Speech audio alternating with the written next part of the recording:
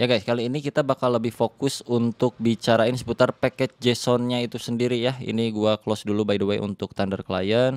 Terakhir codingan kita ada di sini ya, cuman sederhana dua endpoint doang kayak gini dan udah menjalankan juga via npm run dev di terminalnya. Kita cancel dulu, kita clear.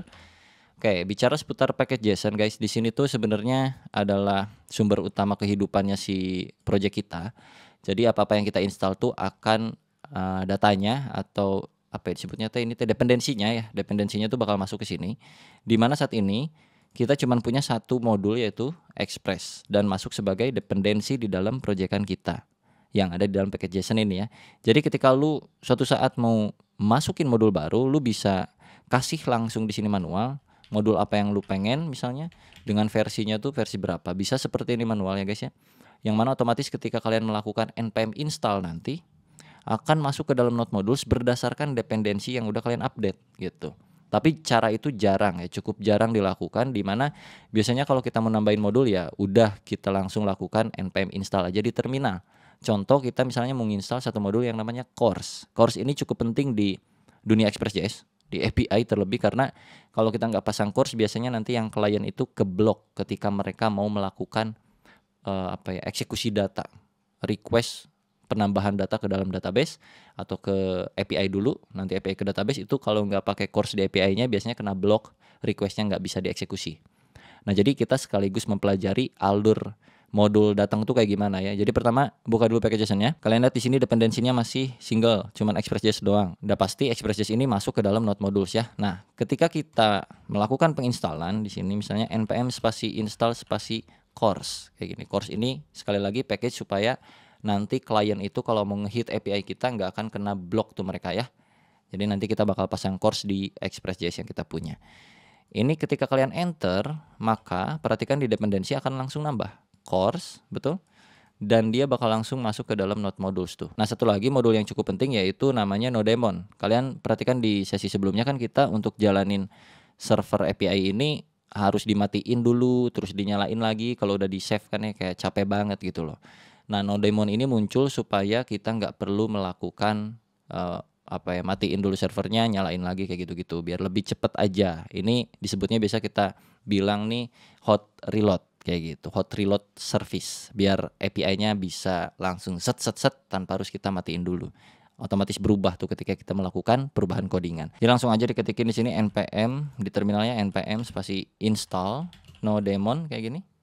Di enter, maka dia bakal otomatis masuk ke sini juga ya, nodemon. Dan cara penggunaannya supaya bisa auto reload karena udah ada di dependensi, jadi kita bisa pakai langsung nodemonnya. Di mana caranya ini di script ya, kata-kata node-nya ini kita tinggal tambahin mon aja guys, mon. Udah kayak gini aja. Artinya nodemon bakal menjalankan file index.js secara hot reload gitu loh. Jadi ketika file index.js itu ada perubahan, maka otomatis servernya bakal nge-reload. Kita cobain langsung, jalaninnya tetap sama kayak sebelumnya aja karena di sini kan script key-nya juga dev ya guys. Jadi untuk caranya tinggal npm run dev lagi aja. Tapi sekarang rada beda tampilannya, outputnya nih. Ketika kalian pertama kali jalanin itu munculnya kayak nodemon, starting node index, bla bla bla. Tapi enaknya sekarang adalah ketika kita melakukan perubahan, nih contoh ya, sekaligus juga kita buka index.js-nya. Ini portnya 3002 ya, kita kan ya, di sini 3002 nih. Gua mau ganti jadi 3000 doang, kita save. Otomatis pas di save langsung nge-zer kayak gitu guys. 3000. Gua ganti lagi 3002, zer. Nah, seperti itu. Termasuk juga dengan semua sintaks yang ada di dalam filenya dah. Kayak misalkan ini movies kita ganti jadi movie doang, lu save, deng, langsung. Dan sekarang mari kita cobain perubahannya nih. Ini kan udah diganti /movies.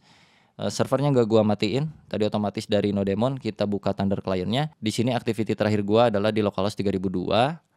Kalau untuk yang ini masih aman karena kita nggak ubah ya kan, kita jalanin masih fungsi. Dan yang satunya lagi ini /movie ya, bukan lagi movies. Maka kalau kita ketik movies kayak gini udah not found, tapi kalau kita movie udah aman, 200 oke. Dan kalau kita balikin lagi movies, nggak perlu matiin lagi servernya, tinggal balik lagi ke Thunder client karena udah diubah jadi movies. Langsung aja ganti lagi di sini movies, enter, aman seperti itu guys. Bagaimana?